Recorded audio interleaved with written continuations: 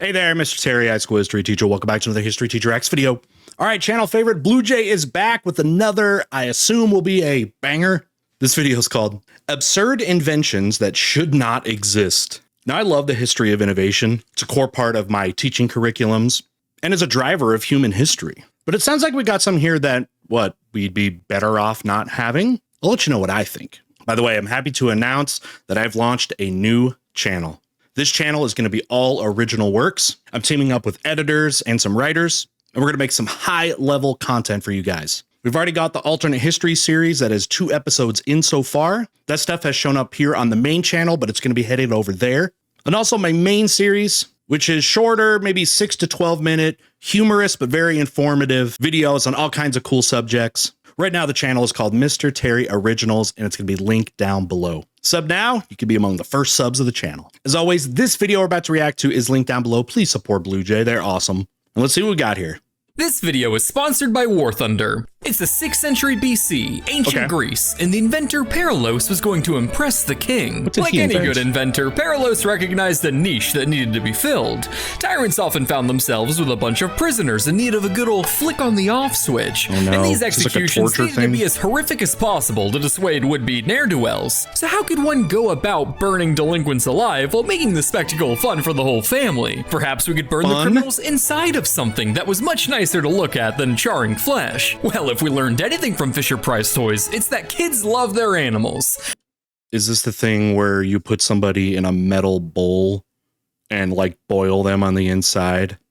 But if we learned anything else, it's also that the bowl doesn't go, "Ah, it hurts! It hurts!" So after snapping some synapses of his sinister little sane cerebrum, he invented the brazen bowl. Oh, it is! A bronze statue of a bull that sits over a fire with just enough space inside for some criminal stew. Oh my God, I feel like this thing has come up multiple times, and I don't know why recently I've covered it, but it's so horrifying. I mean, just look at what is going on there. You roast the guy on the inside. Now, why is it a bull? I don't know. It's like cattle worship or something. By the way, we're talking 600s BC, they were saying. That's kind of before the sort of golden age that we kind of think of. It's before their, democratic era, if you want to call that. Persian Wars are going to be coming up, which is very much going to change the identity there. So still pretty hardcore times here for the Athenians. Okay. However, the real human meat and potatoes of the device was in the statue's snoot, an acoustic series of tubes that would convert the screams of the poor ingredients inside into a sound like the bellows of a bull. With his prototype complete, Perilos pitched his beast to the ruthless king Phalaris of Acragos. Okay, hold on. So this thing will make noise when it's happening. Has anybody recreated this thing? And I hope they haven't tested it on people, but I weirdly want to know what this is supposed to sound like. Claiming the screams of the condemned would bring pleasure to his ears. By the way, this was the time, like we said before, kind of the pre-democratic era when, most city-states had kings. And yeah, even Athens had that. And then, they broke out into their, their democracy. And that's a whole other story if they are truly democratic in modern sense. But yep, they had them back then, kings. And I guarantee you, the screams of the damned coming out of this puppy will be sick as hell. No way. Yeah way. Check it. Yeah, I was wondering if it'd be Holy like shit, music that's or something. Awesome. Guards, put that on a repeat for me. Ooh, what?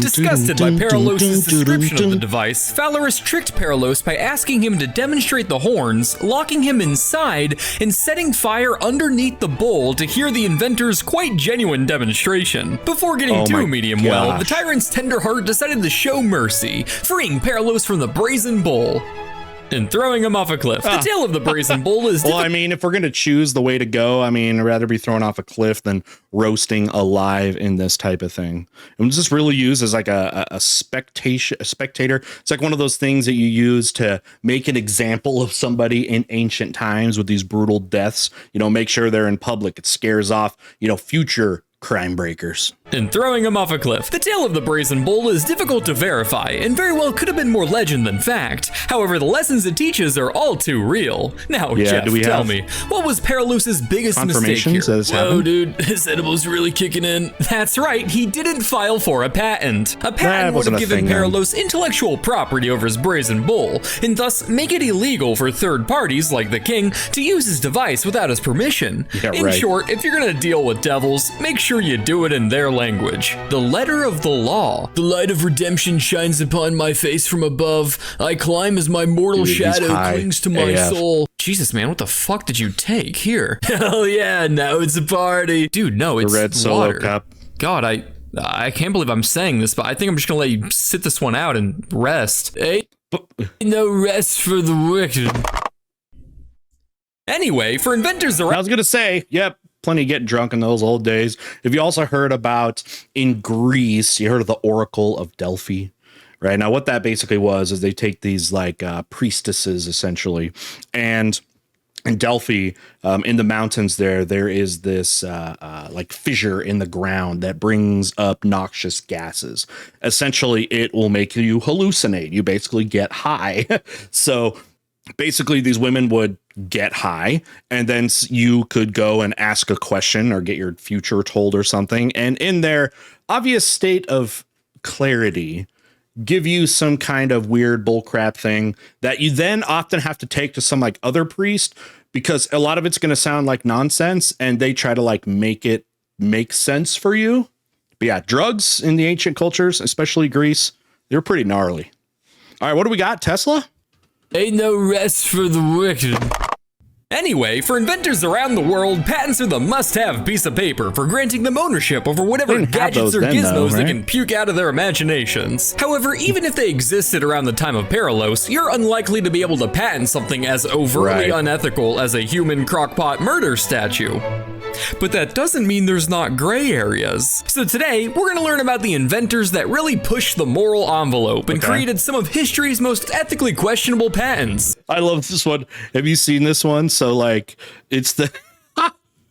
Yes, it's a baby sticking out of a window because in kind of the denser urban areas of the Industrial Revolution, it was hard to get your kids, you know, outside.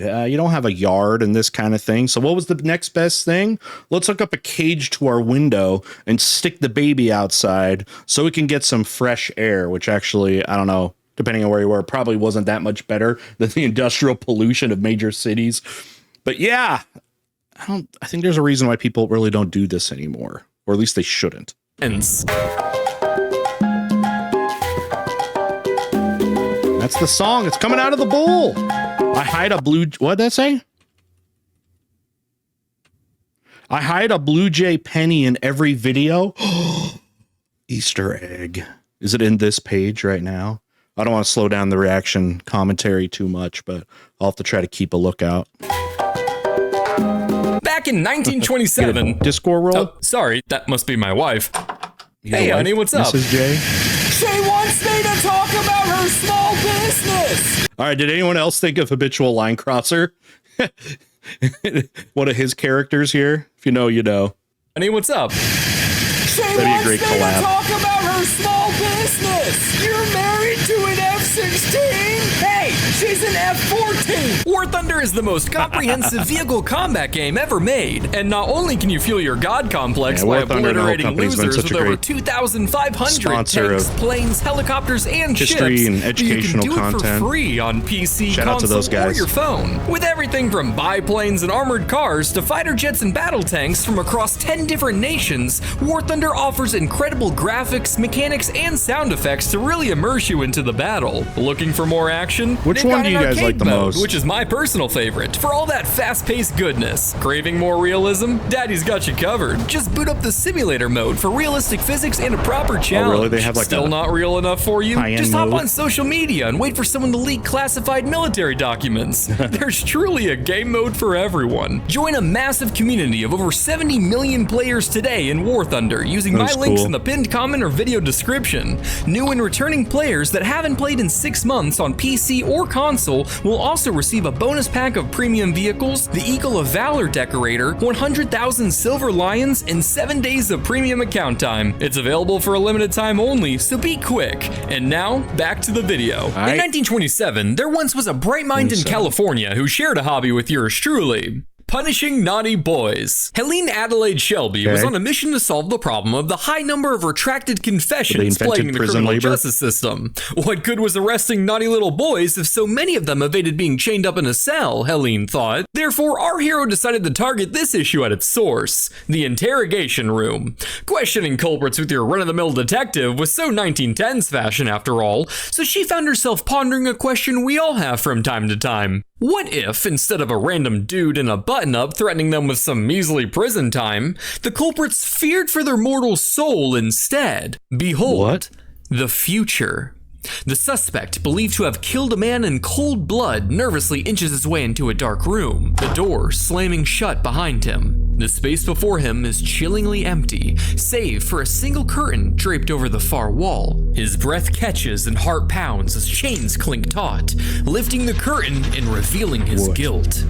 The skeletal remains of the very man he murdered, standing once more before him. A shroud. Now, is this before they've like confessed? You know, I'm actually quite interested in, like, well, this summer, I spent a lot of evenings getting sucked into kind of like the real crime drama crap that you find all over YouTube.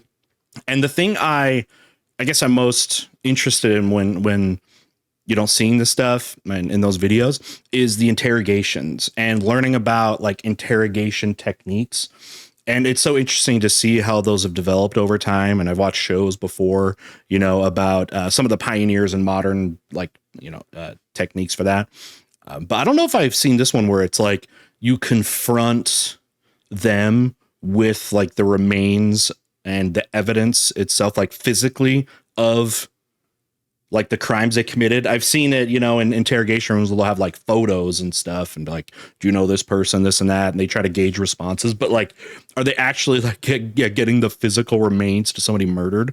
And what do they expect to see? I mean, so many of these like murderers are totally they're psychotic. They don't have the apathetic part and the empathetic parts of their brain. I mean, or are they just going to confess under some kind of, I don't know, emotional torture by being promoted with this? A of ominous light radiates from the bloodlusted red light bulbs in his eyes. Wait a minute, light bulb? But before he can question further, his hair stands on end as he suddenly hears a winding, painful churn emanate from the corpse, sounding suspiciously like a tape recorder. It is I, Michael the Dahlman. Confess to your crimes. Could I just have a lawyer? Fuck. Helene filed a Now, here's the one thing, okay? From spending a whole summer watching that crime slop, and I know a lot of it is, I have learned one thing. Always, always, always get a lawyer. Holy cow, are investigators good at trying to convince you that you don't really need one, or almost that like it would not be beneficial for you, but their techniques are so good to be able to get confessions. Holy cow. Yeah. Y'all gotta, you don't say anything. You plead the fifth. I think it's an underappreciated part of our Constitution, meaning you do not have to testify anything when approached or interrogated by police officers, and you may always bring in a lawyer. Holy cow. And I think that's whether you know you're innocent or guilty. You gotta invoke your rights, man. Patent for an apparatus for obtaining criminal confessions and recording them. This is awesome. In essence, it was a lie detector consisting of a skeleton in a dark room with spooky lighting and red light bulbs for eyes. With a megaphone and film camera in its skull, Helene's goal was to induce a supernatural experience to work upon the suspect's imagination and cause them to spontaneously confess to their crimes. Does it work? And honestly, not a terrible idea. After all, the fear of supernatural punishment works for Catholic boys in confessional booths, but that was because of a different kind of bone. Now, is it immoral to patent a device whose primary function is essentially psychological torture? You went there. Sure, but that's only a problem if you're using it on people. These are criminals. But regardless, there doesn't seem... Yeah, I mean, a lot of them have weird ways of justifying crimes. I've heard of that in their heads. They have victim culture where they don't even think about the ones that are harmed, but only about themselves. The incredible amount of narcissism. It's pretty crazy. I don't know. I want to know if this actually like worked that much, but it would seem like on the most hardened of criminals, like this would have no chance. But I don't know if someone goes in there within 5 minutes, like, all right, I stole the gum from the 7-Eleven. Just don't torture me anymore. Turn its lights off. There'd be any evidence that this was ever actually built and used, which is probably a blessing in disguise, as it's pretty much the poster child for a coerced confession. Criminals aren't quite people, as we've learned, but believe it or not, they are still good for one thing: their bodies. No, I don't just mean the bountiful slave labor they provide for pennies on the dollar in the land of the free. I'm talking about their corpses. With medical schools booming post-American Civil War, the study of anatomy and dissection on cadavers was growing in demand.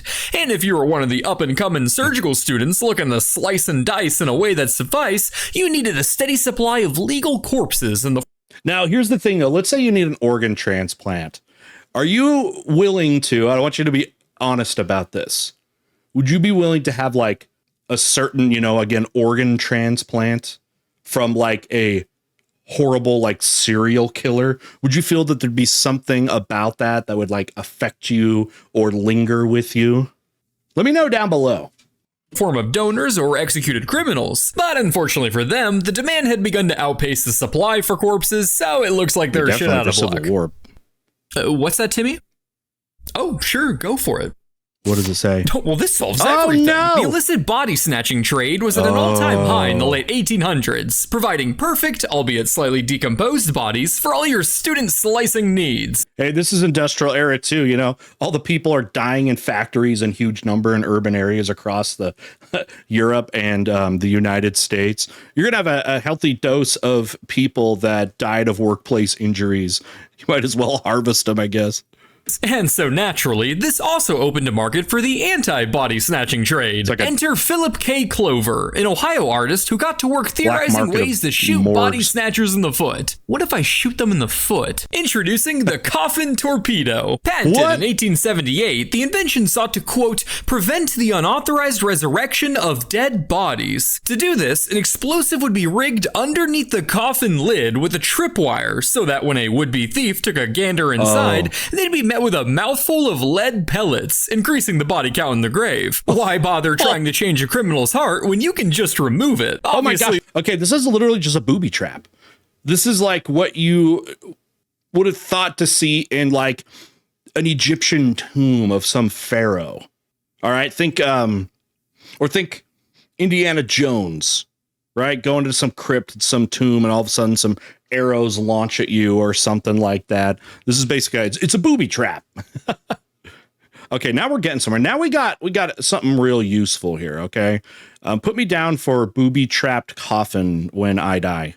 This would be an excellent deterrent for any aspiring grave robbers. I want it to last long, though. So long as you're careful about when you set it. Hey, it's supposed to be an open casket. Wait, Jeffrey, no! Hey, it's supposed to be an open casket. Wait! There was also the grave torpedo, patented in 1881, but instead of a 12-gauge makeover hidden inside the coffin lid, this one was pretty much just a landmine buried above the coffin. Oh my God. A pretty brutal deterrent, only made more fitting by the ominous advertisement for the device stating, "Sleep well, sweet angel. Let no fears of ghouls disturb thy rest, for above thy shrouded form lies a torpedo, ready to make minced meat of anyone who attempts to convey you to the pickling vat." I want something that sounds more like a curse, do not disturb the mummy, for the spirits that guard it must not be disturbed. You know what I mean? That's what I want. Description that comes off a little too eager for gore, in my opinion. So I wouldn't be surprised if this guy spent many a night hiding in cemeteries to see if his device worked. Not gonna lie though, I'm gonna be very, very, if this becomes a thing, very careful about walking around a graveyard, which we should probably, be careful about anyways. It's basically a minefield. All right, let's see what this guy's been watching. Yo boy, here they come. He actually wants it to happen. So this is it? Yeah, I can't believe it. We did it, George. We finally found my father's grave after 10 long years. I'd just about given up hope, but I knew how much he wanted me to have the Peters family locket that he was buried with. Yeah. It's been in our family for 145 years. Yeah, what if you have after all. permission? Myself and my 8 young children, all under the age of 9, half of which who have disabilities, will be so thrilled to have this locket back in our family. You know where I'm the this only is going? source of support left after the tragic passing of their mother and all of our extended relatives in a series of horrific accidents. They can really use a pick-me-up. Speaking of, can you help me pick this up? It's unclear how widespread these devices were in their All right. Yep. Sign me up. I'm sorry, children. Don't bury me with something that you're going to want back. You better make sure. time, but there were reports. Can you help me pick this up?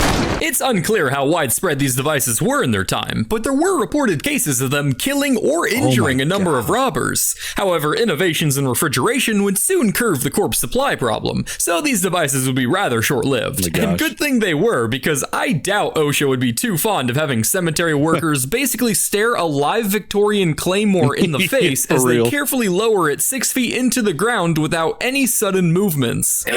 But enough about people at the end of their lives. What about the beginning? The wonder of childbirth is said to be one of the most beautiful moments you can ever experience. I don't say that. I find it C tier at best, but maybe we can what are his tiers? All right, Legend of the Pirates Online. The screensaver for DVDs that we all hope hits the corner. Yo-yos. I don't know the box thing here. Dude, this comb pen, this was always lame though. Yeah, this blew people's mind with the first iPhone, you guys. It was a beer app. And because it had like sensors to know when it's being tipped, you could like make it like look like you're drinking a beer. That blew people's minds if y'all remember those days. Tax evasion to B. Childbirth's only a C. Taxes is D. But evasion is B. What do you guys think about his tier list?